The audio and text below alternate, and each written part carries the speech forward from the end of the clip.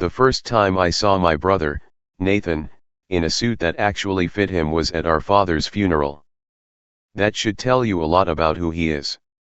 I was in the same black suit I'd worn to our Uncle Robert's funeral 4 years earlier.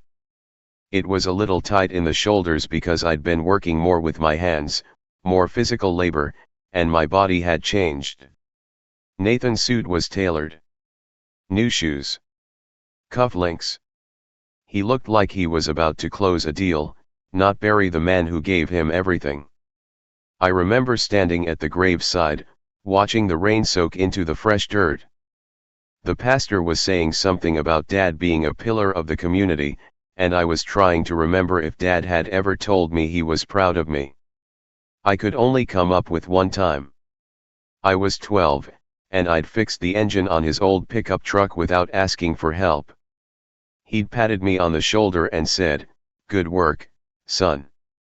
That was it. 30 years ago. Nathan was standing on the other side of the grave, holding our mother's arm.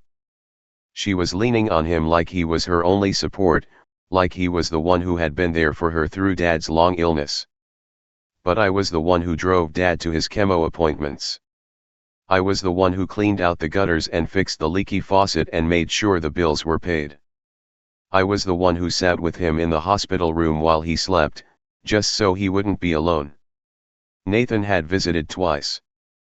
Both times, he'd been on his phone the whole time, talking about investment opportunities and golf games. But at the funeral, Nathan was the grieving son. The successful one. The one who had made it. I was just the other brother. The one who worked with his hands. The one who ran the hardware store that Dad had started 40 years ago. The one who kept the family business running while everyone else made something of themselves. Nathan had been working at Dad's company, a small logistics and shipping firm called Crestwood Transport, for about 3 years. Before that, he'd bounced around from job to job. He'd sold cars for a while, then tried real estate, then something in digital marketing that I never fully understood. He was always chasing the next big thing, always convinced that he was just one deal away from striking it rich. Dad had finally brought him into the business about 3 years ago, I think out of a sense of obligation. Nathan was getting older, struggling financially, and Dad was the type of man who couldn't bear to see his son fail. So he gave Nathan a job. An important title, too. Vice President of Business Development. I'd never asked what that meant. It seemed like a lot of words for someone who mostly spent his time at company lunches and industry conferences, building relationships that never seemed to translate into actual revenue. I wasn't part of Crestwood. I never wanted to be. I'd always preferred the hardware store. It was smaller, simpler, and made enough money to support my family. I'd worked there since I was 16, learned every inch of it, and took over when Dad started stepping back. I was proud of it. It wasn't glamorous, but it was mine. And now Dad was gone. The funeral reception was at my mother's house. It's the house I grew up in. There were casseroles and cold cuts and a lot of people saying things like he's in a better place and he's finally at peace. I kept thinking about the last time I'd seen him, 3 days before he died. He'd been tired, but alert. He'd asked me to sit with him. I stayed for about an hour. We didn't talk much. He just held my hand and closed his eyes. I thought he was sleeping. When I got up to leave, he squeezed my hand and said, "You're a good man, Ethan. You always were." Then he let go. I wish I could say I knew what he meant by that. I wish I could say it had been his way of telling me something important. But I didn't think much of it at the time. I just thought he was being sentimental because he was close to the end. Nathan stood up at the reception, clinking his glass with a fork to get everyone's attention. People were standing around the living room, holding paper plates and looking uncomfortable. "I just want to thank everyone for coming," Nathan said. "Dad meant so much to all of us. He was a visionary. A leader. He built something from nothing, and I'm proud to carry on his legacy. I watched him talk, this man who'd never built anything in his life, and I felt a familiar tightness in my chest. That's the thing about being the quiet one. People assume you have nothing to say. But you're watching everything. You're noticing the way your mother is nodding along, the way she's looking at Nathan with such pride, the way she hasn't looked at you once since the service started. Nathan continued. I want to assure everyone that Crestwood Transport will remain strong. We have a solid plan for the future, and I'm committed to honoring Dad's vision. It was then that I realized the other people in the room were looking at me, not with pity or sympathy, but with a kind of discomfort. They knew what was happening. They knew that I was the one who had been running the hardware store, not the logistics company. They knew that Nathan had always been the golden child, the one with the flashy title and the expensive suits. They were waiting to see how I would react. I didn't react. I just stood there, quiet, holding a plastic cup of lukewarm punch. After the reception, the family gathered in the living room for the reading of the will. Dad's lawyer, Mr. Harrison, a man in his 70s with wire-framed glasses and a calm demeanor, pulled out a manila folder and began to read. The room was quiet except for the ticking of the grandfather clock in the hall.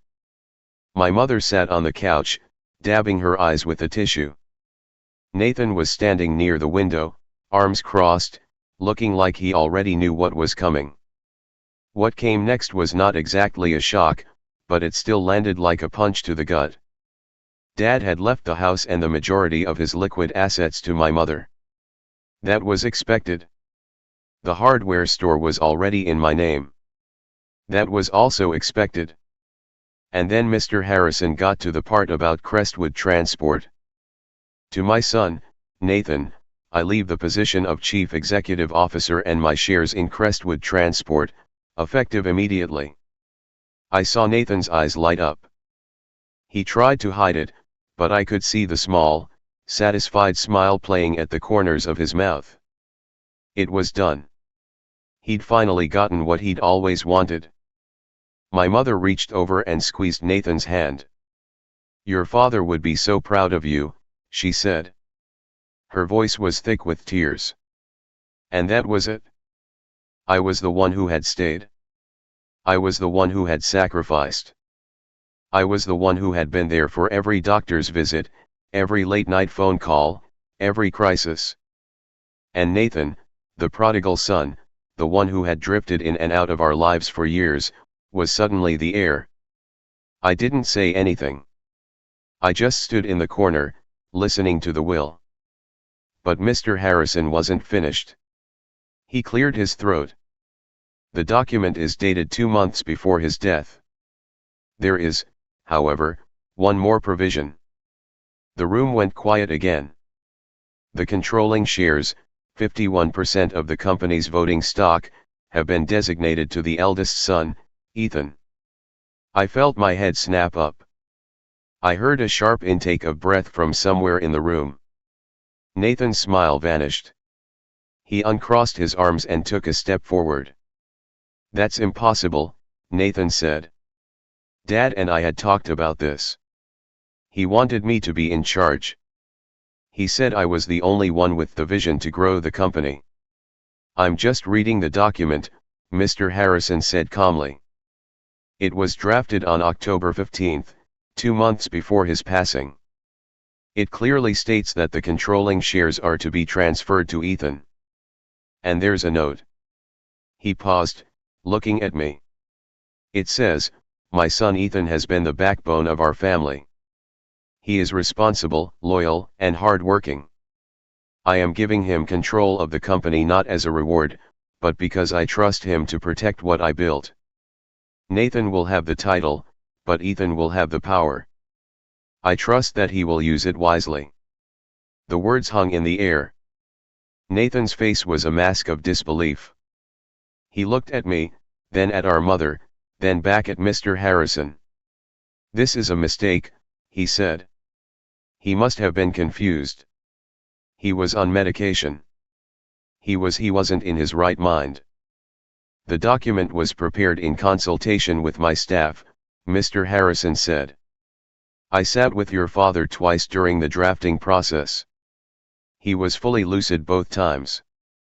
Nathan turned to me. You planned this, he said. You got to him when he was weak. You manipulated him. I didn't say anything. I was still trying to process what I'd just heard. 51%. I owned the company. Nathan was the CEO, but I was the one who could fire him. I was the one who could make decisions. I was the one with the power. The room was spinning. My mother was looking at me with an expression I couldn't read. It wasn't quite anger, but it wasn't joy either. It was more like confusion. She'd never expected to be in the middle of a war between her two sons. And now, it seemed, that's exactly where she was. Nathan approached me that night after the reading. Everyone else had left. My mother was in the kitchen, pretending to be busy. We need to talk, Nathan said. What about? I asked. You have to understand, he said. This is my life. I've been working there for 3 years. I'm the one who knows the clients, the employees, the day-to-day operations. You're a hardware store owner. You don't know anything about logistics and shipping. I know you've been running the company into the ground, I said. It was a calculated guess, but it landed. Nathan's eyes narrowed. What are you talking about? I've seen the numbers, I said. Dad showed me the books before he died. He wanted me to know what was happening. That was partially true. Dad had shown me the numbers. He'd been worried about the direction Nathan was taking. But I hadn't understood the full scope of it until later. Nathan's face went pale. That's not true. The company is doing fine. We can both agree that's not true, I said. You've been bleeding money for months. New hires you don't need. Office renovations. That new fleet of trucks that's sitting in the lot half empty. He took a step closer to me. Who do you think you are? I met his gaze, and I realized I was no longer the quiet brother who kept his head down and stayed out of the way. I was the one holding the keys. And I didn't have to take it anymore. Nathan, I said, I want you to know that I'm not looking for a fight. But I won't let you destroy Dad's legacy either. He stared at me for a long moment, then turned and walked away. I heard the front door slam behind him. And that's when the war began. The full story would take months to unfold, with all the betrayals and schemes and secret alliances I never could have anticipated. But looking back, I can see exactly where it started. It started with that will. And the quiet satisfaction I felt when I realized that my father had believed in me more than anyone else had ever given him credit for. Dad's death wasn't just a loss. It was the moment everything changed. Over the next few weeks, Nathan tried to push me out. He didn't want me anywhere near the logistics company, and he made that pretty clear at a staff meeting about 2 weeks after the reading. I told him I was planning to sit in on some of the administrative discussions, just to see how things were running. He gave me an office, a corner space on the second floor that used to belong to the office manager before she retired. It was cramped, with a grimy window facing the parking lot. I think he wanted me to feel like I was being sidelined. I didn't mind the office. It was quiet. I could see the whole parking lot from there, watch people come and go, take notes on who seemed to be doing the real work and who was just coasting. I realized pretty quickly that Nathan had surrounded himself with people who looked good in a suit but didn't actually know the business. His assistant, some young woman named Carissa with a tight smile and a BlackBerry glued to her hand, was the gatekeeper. If you wanted to talk to the CEO, you had to go through her. She treated me like a delivery driver who'd wandered into the wrong building. It was at the end of that second week that he called a board meeting and didn't invite me. I found out about it from his assistant when I walked past her desk and overheard her on the phone confirming the time. She hung up the moment she saw me, but it was too late. "Is there a meeting today?" I asked. She gave me a vague, flustered look. "It's an internal update, Mr. Carter. Nothing major. Just some administrative changes. I think I should be there." "Mr. Carter," she said, and I could see her scrambling for an excuse. "Your brother wants to get a sense of the team's cohesion before any changes are made. He thought it would be best if he handled this one alone." It was such a transparent lie. Nathan was trying to keep me out, trying to run the board as if the will didn't exist. I smiled at Carissa and told her I understood. She looked relieved.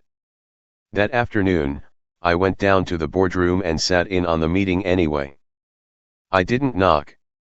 I just opened the door and walked in.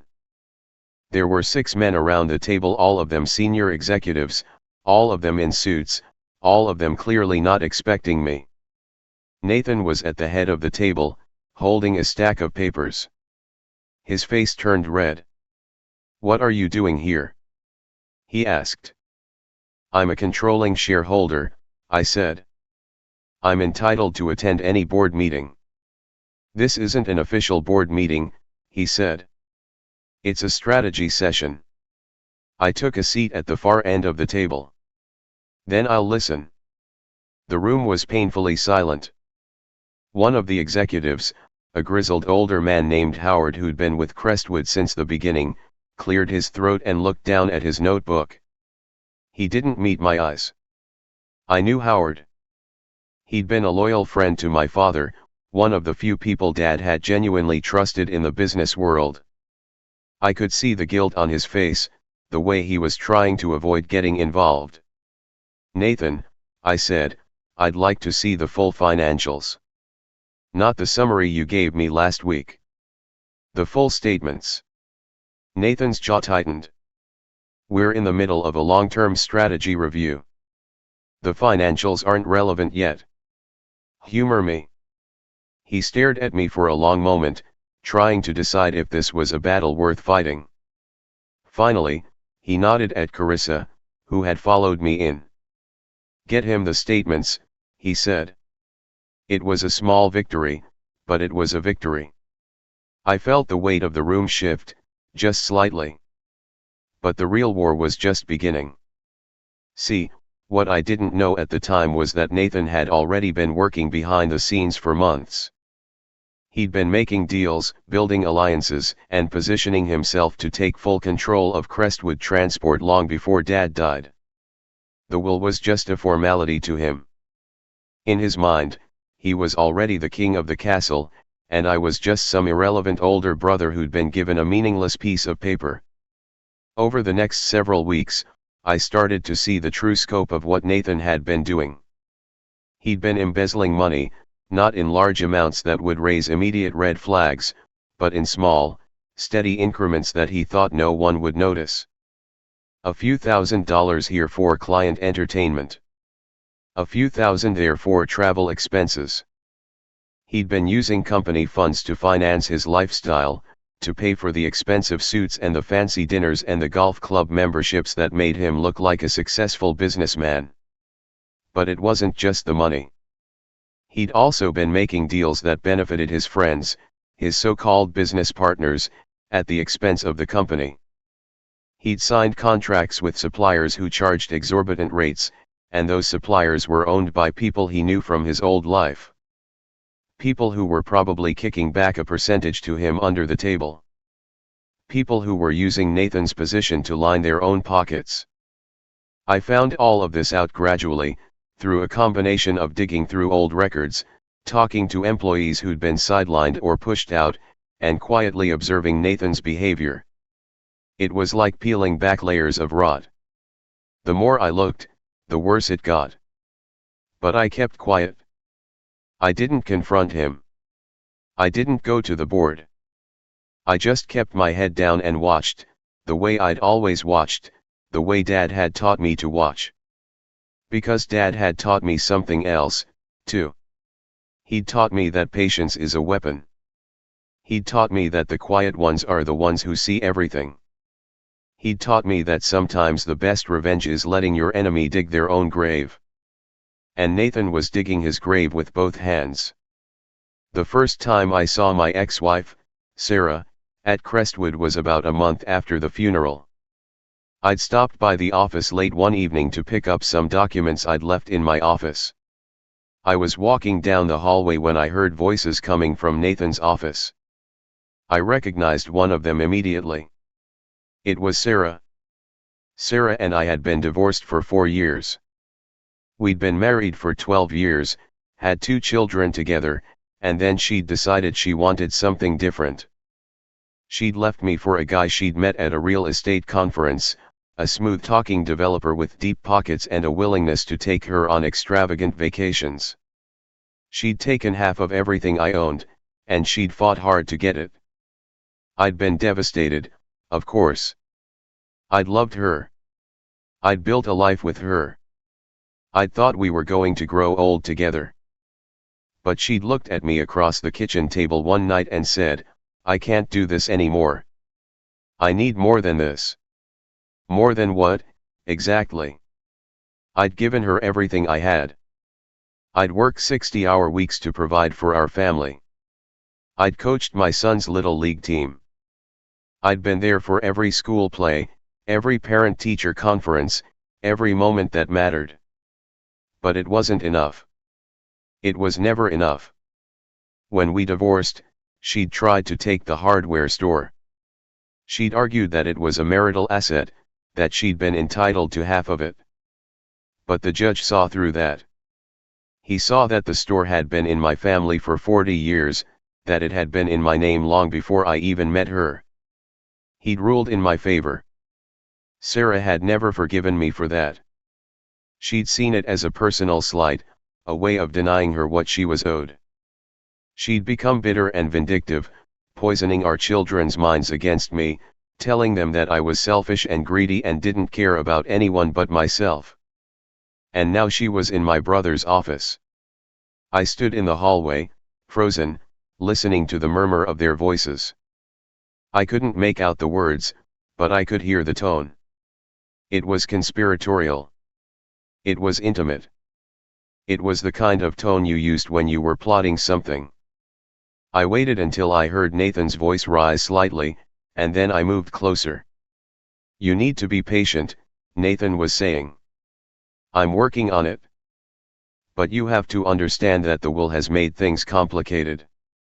"I don't care about the will," Sarah said. "I care about what I'm owed. He's been hiding assets. He's been hiding money. I know it." "He's not hiding anything," Nathan said. "He's just stubborn. He's always been stubborn." "He's always been a lot of things," Sarah said. "But he's also always been stupid. He trusts people too easily. He thinks the world is fair." I could hear the venom in her voice, the contempt. It was the same contempt she'd had for me during the divorce, the same contempt that had made her say things I'd never be able to forget. "And that's exactly why we're going to win," Nathan said. "He doesn't know what's coming. He thinks he's in control, but he has no idea what we're planning." I wanted to barge in, to confront them both. But something held me back. Something told me that barging in would only make things worse. That I needed to hear more. So I waited. I stood there in the darkness of the hallway, listening to my brother and my ex-wife plot against me. "We need to find the original will," Sarah said. "The one from 5 years ago. The one before the change. If we can prove that he was coerced or manipulated, we can challenge the validity of the new one." "That's a long shot," Nathan said. "It's not a long shot," Sarah said. "It's the only shot we've got." They continued talking, but I'd heard enough. I turned and walked back down the hallway, my mind racing. So that was it. Nathan and Sarah were working together. They were trying to challenge the will, trying to prove that Dad hadn't been of sound mind when he'd changed it. They were trying to take away the only thing Dad had left me. I felt a cold anger settle in my chest. It wasn't the hot, explosive anger that would have made me barge into Nathan's office and confront them. It was a calm, focused anger. It was the kind of anger that comes from being underestimated your entire life, from being treated as the responsible one who would always take care of things, from being the quiet observer while others took what they wanted. I went home that night and started making calls. The first call was to Mr. Harrison. He was skeptical at first, but when I told him what I'd overheard, he became very interested. "I've been worried about this," he said. "Your father anticipated that there might be challenges to the will. That's why he took such care in drafting it. But he didn't anticipate that your brother would team up with your ex-wife." "Neither did I said. "Let me look into something," Mr. Harrison said. "I want to see if there's any evidence of a coordinated effort to undermine your father's wishes. If there is, we may be able to take legal action." "What kind of legal action?" I asked. "Fraud," he said. "Conspiracy. Embezzlement. Take your pick. If your brother has been diverting company funds to his own accounts, we can use that against him. If your ex-wife has been colluding with him to challenge the will, we can use that against her." It was a complicated legal strategy, but it was a start. Over the next several weeks, Mr. Harrison and I worked together to gather evidence. It was slow, painstaking work.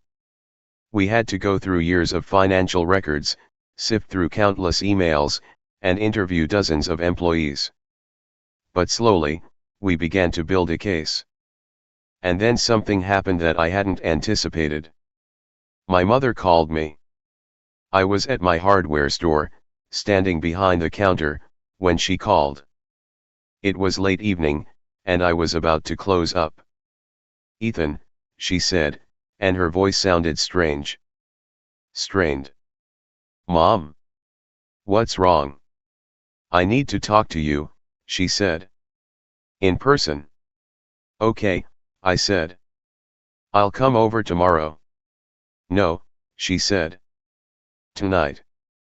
It's important." I felt my heart sink. My mother never asked for anything. She was proud and independent, always insisting that she was fine, that she could handle things on her own. For her to call and ask me to come over tonight, something had to be very wrong. I locked up the store and drove to her house. It was a cool autumn evening, the kind of evening that makes you think about how short summer really is, how quickly things change. My mother was sitting at the kitchen table when I walked in. There was a cup of tea in front of her, and her hands were wrapped around it as if she was trying to warm them up. "Mom? What's going on?" She looked up at me, and I could see tears in her eyes. "I'm so sorry, Ethan," she said. "I'm so sorry I never said anything. I'm so sorry I let him treat you like this." I sat down across from her. "What are you talking about? Who treated me like what?" "Nathan," she said. "Your father. Everyone. I've been so blind, Ethan. I've been so blind." I reached across the table and took her hand. "Mom, whatever it is, you can tell me." She took a deep breath, and then she started talking. She told me about the conversations she'd overheard, the late-night phone calls, the whispered arguments. She told me about how Nathan had been pressuring Dad to change the will for years, how he'd tried to convince Dad that I wasn't capable of running the business, that I was too slow, too cautious, too old-fashioned. "He told your father that you were holding the company back," she said. "He said that you didn't have the vision to grow it, that you were content with mediocrity." "Dad knew that wasn't true," I said. "He knew I was running the hardware store just fine." "He knew," she said. He always knew. But Nathan was so persistent, so aggressive. He wore your father down. He convinced him to give him a chance, to bring him into the company. And when he did, Nathan started making changes. Changes your father didn't agree with. Changes that were costing the company money. I nodded. I know. I've seen the books. My mother looked at me, her eyes suddenly sharp. There's something else, she said. Something your father never told you. Something he was afraid to tell you. What is it? She took another deep breath. Your father wasn't the only one who built that company. You know that, right? He had a partner in the early days. A man named Samuel Grayson. I nodded. I'd heard the name before, but I'd never really thought about it. Samuel Grayson. He'd been in some of the old photos, standing next to my father, both of them looking young and optimistic. Samuel Grayson was the other half of the original partnership, my mother said.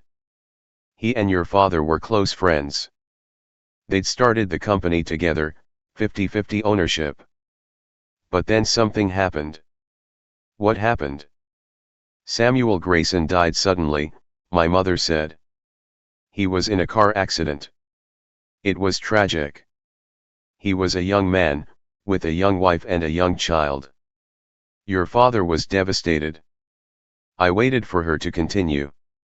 After Samuel died, his wife approached your father. She needed money, obviously.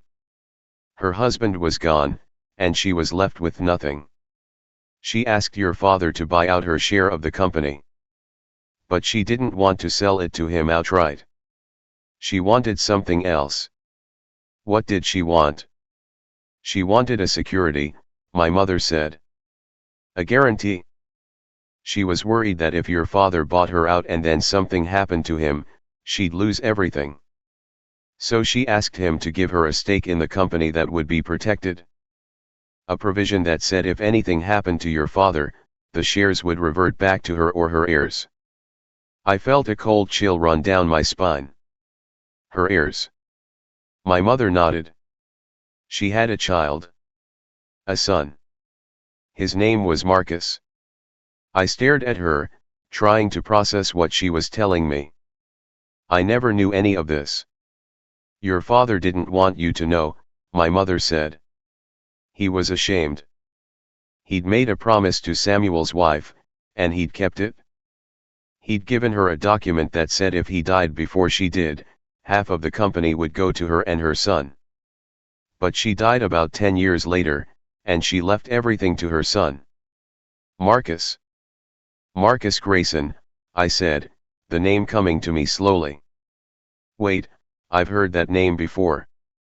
There was a Marcus Grayson on the board of Crestwood. He resigned a few years ago. He had an affair with Nathan's wife or something. My mother's face went pale. How do you know about that? I heard rumors, I said. People talk. She looked at me for a long moment. Yes, he had an affair with Nathan's wife. It was a scandal. Nathan never forgave him for it. I felt my brain trying to connect the dots. Wait, I said. If Marcus Grayson owns half of the company, doesn't that mean Nathan and I don't actually control it? Your father bought him out, my mother said. About 2 years ago. He paid him a substantial amount of money to relinquish his claim. That's why the company has been struggling financially. That's why Nathan has been bleeding money. I leaned back in my chair. It was starting to make sense. The secret deals. The hidden payments. The company's declining fortunes.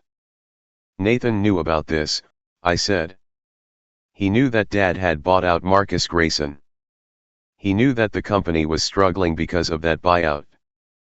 He was the one who pushed Dad into it, wasn't he? My mother nodded slowly. It was Nathan's idea. He told your father that Marcus Grayson was a liability, that he was selling secrets to competitors, that he was undermining the company. Your father didn't want to believe it, but Nathan was so convincing. He had evidence. He had emails. He made it seem like Marcus Grayson was actively working against the company. So Dad bought him out, I said. Yes. And then Nathan used that as leverage, my mother said. He told your father that the company was in financial trouble because of the buyout, and that the only way to save it was to make Nathan the CEO.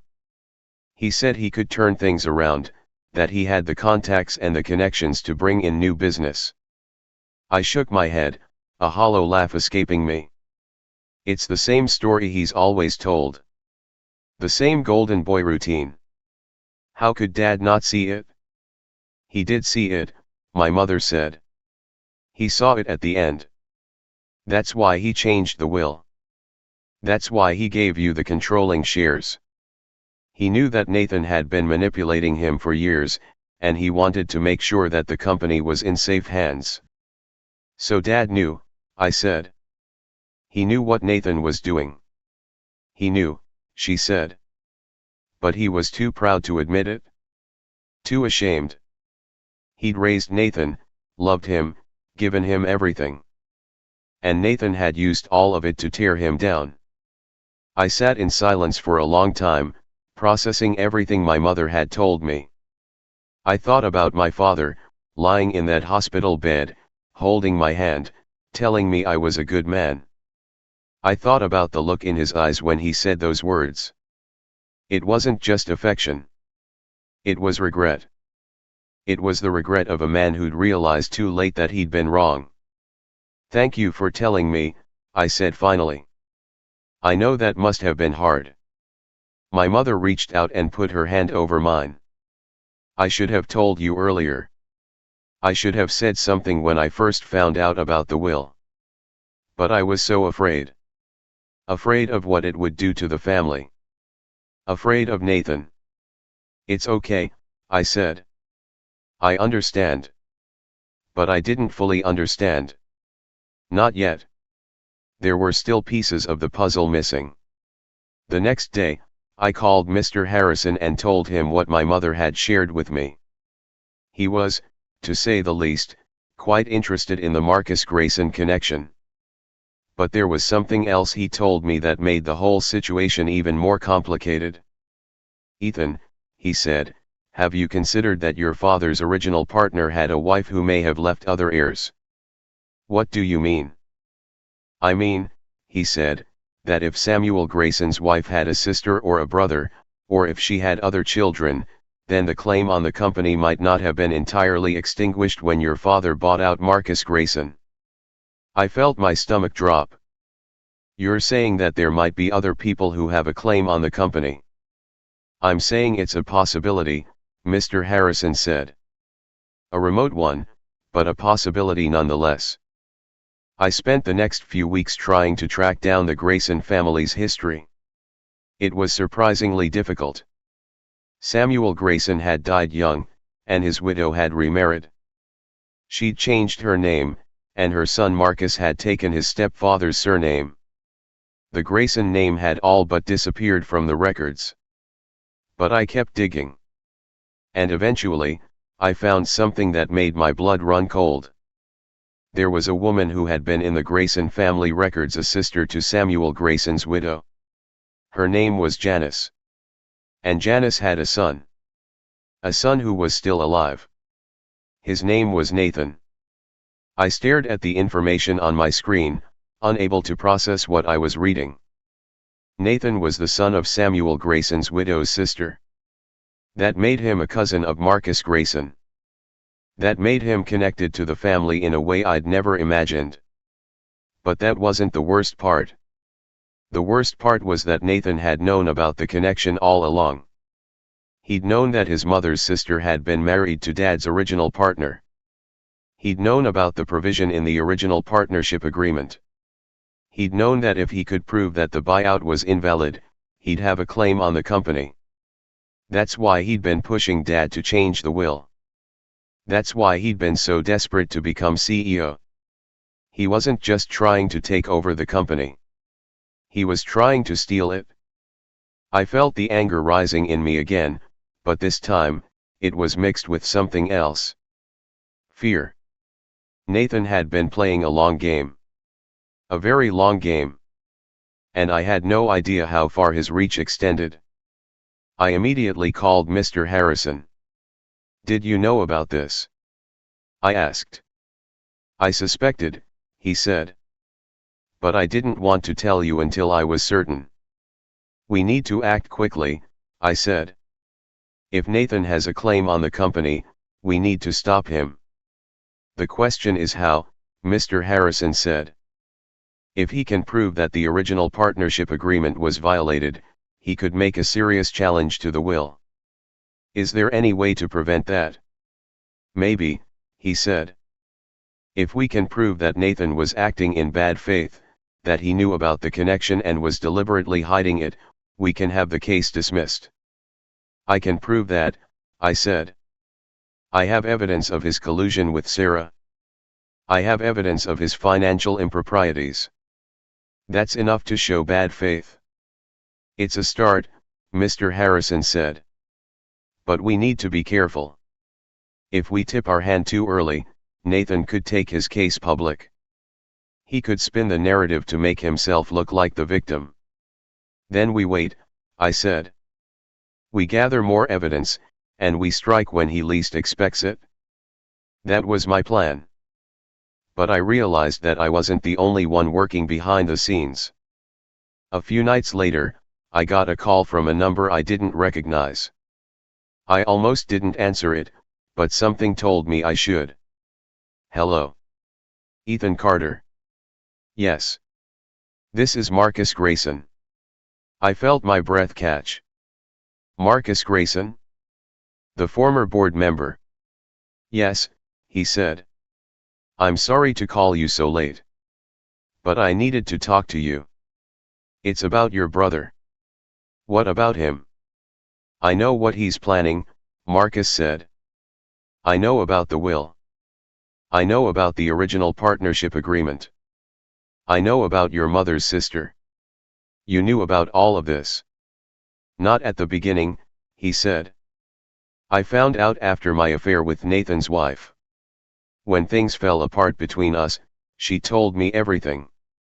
She said Nathan had been feeding her information about my family, about our history with your father. He'd been using her to get close to me, to find out what I knew about the original partnership agreement. I knew he'd been having an affair with your wife, but I didn't realize it was that calculated," I said. "It was completely calculated," Marcus said. "He used my affair to make me look like I was doing something shady. But the truth is, I was the one who'd been wronged. He'd planted evidence, manipulated conversations, everything. When my affair with his wife came out, he made it look like I was the one at fault." "Where is the original partnership agreement?" I asked. "It's in a safe deposit box," Marcus said. "My mother had it. She'd had it since the partnership was first formed. She gave it to me before she died. I've been keeping it safe, waiting for the right moment." "I need to see it," I said. "Can you bring it to me?" "Not yet," he said. "If your brother finds out that we're working together, he'll know what we're doing. We have to be careful." "How do we do that?" "I'll meet you somewhere," Marcus said. "Somewhere neutral. I'll bring the original documents, and you can look at them." We agreed to meet the next day. It was a risk, but I didn't have any other choice. I needed that document. Without it, I wouldn't be able to prove that Nathan was lying about the original partnership. The next afternoon, I went to a small diner on the outskirts of town.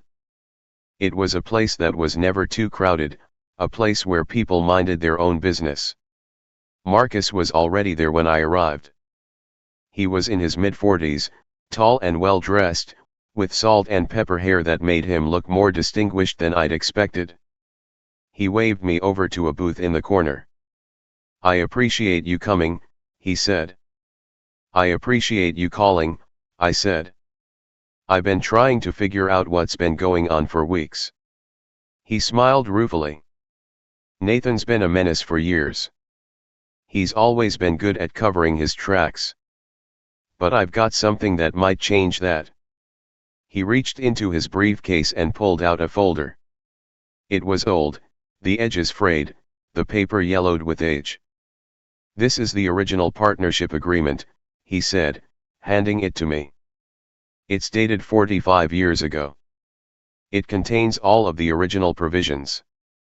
I opened the folder and started reading. The language was old-fashioned, legalistic, but the meaning was clear. The partnership was between my father and Samuel Grayson. And yes, there was a provision that said if Samuel Grayson died, his share would go to his widow and her heirs. But there was something else. Something I hadn't expected. A provision that said the partnership could only be dissolved if both parties agreed. And a provision that said if one party sold their share, the other party had to approve the sale. I looked up at Marcus. If this is true, then the buyout your mother agreed to wasn't valid. My father had to approve it, and he didn't. That's right, Marcus said. Your father never signed off on the sale. Nathan knew that. That's why he was trying to destroy my reputation. He knew that if I was discredited, no one would believe me if I tried to challenge the buyout. But you have the original documents, I said. You can prove that the buyout was invalid. I can, Marcus said. But I need your help.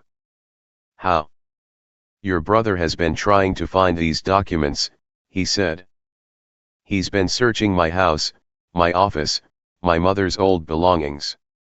He's sent private investigators. He's done everything he can to find them. He knows that if I can prove the buyout was invalid, he'll lose the company. Then why haven't you used them yet? Because I need more than the documents, he said. I need proof that Nathan knew about the provision and was trying to hide it. I need evidence of his bad faith. I nodded slowly. I can help with that. I've been gathering evidence for weeks. Then we need to bring it all together, Marcus said. We need to present it all at once, in a way that leaves no room for doubt. We spent the next several hours discussing our strategy. It was complicated, and it was risky, but it was the only way. If we were going to stop Nathan, we had to do it together. As I drove home that night, I realized that for the first time in years, I felt hopeful. I had allies. I had evidence. I had a plan. But I also had a family that was falling apart. And I wasn't sure if I could fix it. The next few weeks were a whirlwind of legal maneuvering and secret meetings. Marcus and I worked together to build our case. Mr. Harrison was with us every step of the way. And slowly, we began to see the pieces fall into place.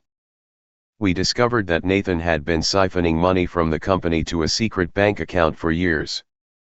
We found records of meetings he'd had with Sarah, meetings where they discussed how to undermine the will.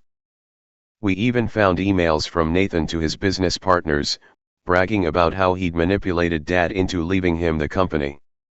It was overwhelming. And at times, it was hard to bear. But we kept going. We knew that if we gave up, Nathan would win. And we couldn't let that happen. Finally, the day came when we had enough evidence to go to court. The day started like any other. I woke up early, made some coffee, and drove to the hardware store. It was a calm, quiet morning, the kind of morning that made you forget about all the chaos in your life. But then my phone rang. It was Nathan. What do you want? I asked. We need to talk, he said. I don't think we have anything to talk about. You're wrong, he said. We have a lot to talk about.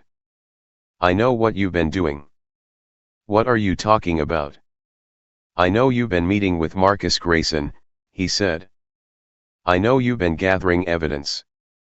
I know you're planning to take this to court. I felt my blood run cold.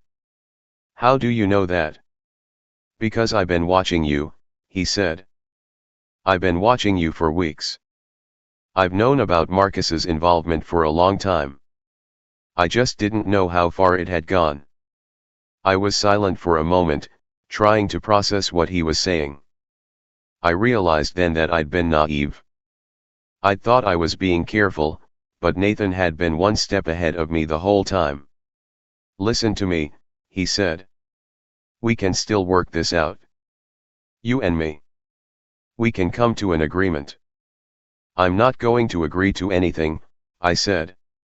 You have to, he said. If you don't, I'll destroy you. I'll destroy Marcus. I'll destroy your mother. I'll make sure that everyone knows what a terrible person you are. I don't care what people think, I said. I care about the truth. The truth. Nathan laughed. There is no truth. There's only what people believe. And I'm very good at making people believe what I want them to believe. I hung up the phone. I was shaking with anger, but I knew I couldn't let him get to me. I had to stay focused. I had to see this through. Later that day, I went to the courthouse. Marcus and Mr. Harrison were already there. They'd been preparing for weeks, and now the time had come. The courtroom was full of people. There were reporters, family members, business associates. It was like a circus. Nathan was there too, of course. He was sitting at a table with his lawyers, looking calm and collected. He didn't look like someone who just threatened his own brother. He looked like a man who was confident he was about to win. But I knew better.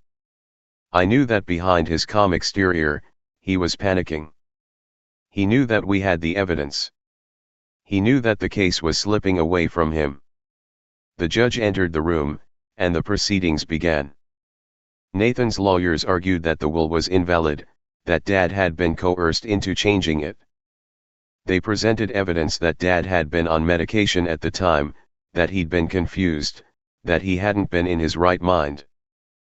But then Mr. Harrison stood up.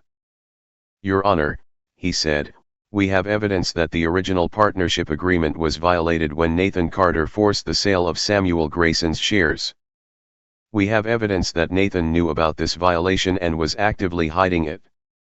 We have evidence that Nathan has been embezzling money from the company. The room erupted in whispers. Nathan's face turned white. Order, order, the judge said, banging her gavel. Mr. Harrison continued. We also have evidence that Nathan and Sarah Carter, the plaintiff's ex-wife, were colluding to undermine the will.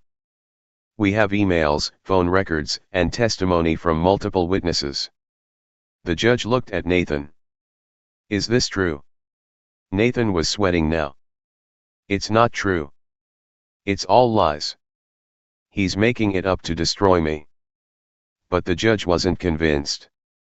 She spent the next several hours reviewing the evidence. She asked questions. She called witnesses. And eventually, she reached a verdict. The will of Jonathan Carter is valid, she announced. Ethan Carter is the legal heir to the controlling shares of Crestwood Transport. Nathan Carter is hereby ordered to cease all attempts to undermine the will and to repay all company funds he has embezzled. I felt a wave of relief wash over me. It was over. I'd won. But Nathan wasn't done. He stood up, his face red with anger. This isn't over, he said. I'll appeal. I'll fight this until the very end. You can appeal, the judge said. But I don't think you'll win. And if you keep fighting, you'll only destroy yourself. Nathan glared at me and stormed out of the courtroom. I stood there, watching him go. And I realized that I didn't feel triumphant. I didn't feel relieved. I just felt tired. The aftermath of the court case was complicated, to say the least. Nathan was stripped of his position at Crestwood, and he was ordered to repay the money he'd embezzled. But he didn't go quietly. He filed an appeal, and he spent the next several months dragging the case through the courts. During that time, I tried to rebuild my life. I focused on the hardware store, my children, and the quiet, simple things that had always given me joy. I spent a lot of time with my mother, trying to mend the fractures that had formed between us. It wasn't always easy. My mother had been hurt by the whole situation, and she was grieving the loss of her husband. But we managed to find our way back to each other. And then there was Sarah. After the court case, Sarah's role in the conspiracy was exposed. She was humiliated, and she had to face the consequences of her actions. I didn't take any pleasure in her downfall, but I also didn't feel sorry for her. She had made her choices, and she had to live with them. As the weeks passed, I began to realize that I was happier than I'd been in years. I had my family back. I had my business. And I had a sense of peace that I'd never thought I'd find. Of course, there were still challenges. Nathan kept fighting, kept trying to undermine me. But I refused to let him drag me down. I'd spent too many years of my life being angry and resentful. I wasn't going to waste any more. In the end, Nathan's appeal was denied. He was forced to repay the money he'd stolen, and he was banned from ever holding a position of authority at Crestwood again. He'd lost everything. And I had gained something I'd never expected. I'd gained a sense of self-respect that I'd never had before. The journey had been painful, and at times, it had been unbearable. But I'd made it through. And I was stronger for it. The final chapter of this story came about a year after the court case. I was sitting in my office at the hardware store, going over some inventory reports, when I got a call from Marcus Grayson. "Ethan," he said. "I wanted to let you know that I'm selling my shares in Crestwood." I was surprised. "Why?" "I've decided to move on," he said. "I've been holding onto those shares for too long. It's time for me to let go." "Are you sure?" "Positive," he said. "Besides, I think you deserve to be the full owner of the company. You're the one who's been fighting for it." I didn't argue. I bought his shares, and I became the sole owner of Crestwood Transport. It was a strange feeling. After all those years of being overlooked, of being the quiet, responsible brother, I was now the one in charge. I'd taken the company that my father had built, and I'd made it my own. But it didn't change who I was. I was still the same person I'd always been. I was still the one who preferred the hardware store to the corporate boardroom. I was still the one who'd rather spend an afternoon fixing a leaky pipe than attending a business lunch. But I was also the one who had finally spoken up. The one who had stood up for himself. The one who had refused to let his brother destroy everything that his father had built. I think Dad would have been proud of me. Not because I'd won, but because I'd finally stopped staying silent. Looking back on everything that happened, I realized that there are a lot of things I could have done differently. I could have confronted Nathan earlier. I could have been more aggressive in my dealings with him. I could have been more honest with my mother about how I was feeling.